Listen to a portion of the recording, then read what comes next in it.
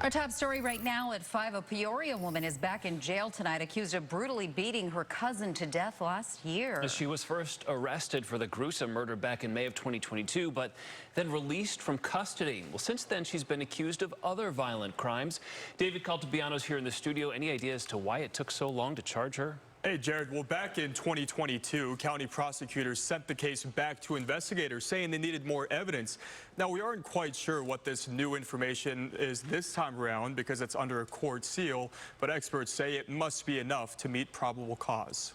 Wondering if there's any way that the bond could be lowered to something more reasonable. The slow wheels of justice may have finally turned on Brianna Zerth, the 30-year-old who's accused of killing her cousin, who police say was her lover, Peter McKenna Jr., with a hammer. McKenna's father outraged in an October interview. My son was brutally murdered.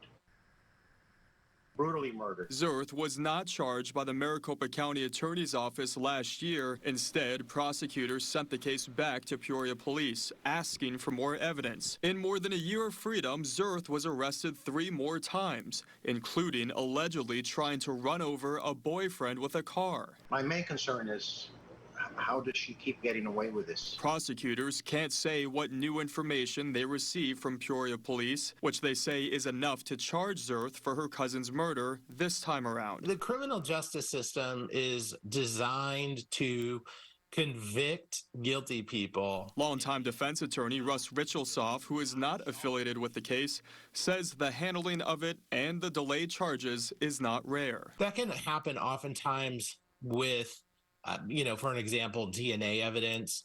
DNA takes quite a bit of time for them to do an analysis. If the target of the investigation has presented something like a potential defense, it's possible that the county attorney's office could further it back to the police department for them to do further investigation of the potential defense. Zerth is now facing second-degree murder charges along with 2 other felonies. I want it to be first degree, and I want the death penalty.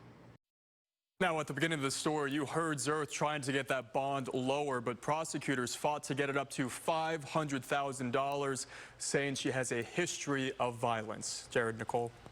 David, thank you. On the fire watch now.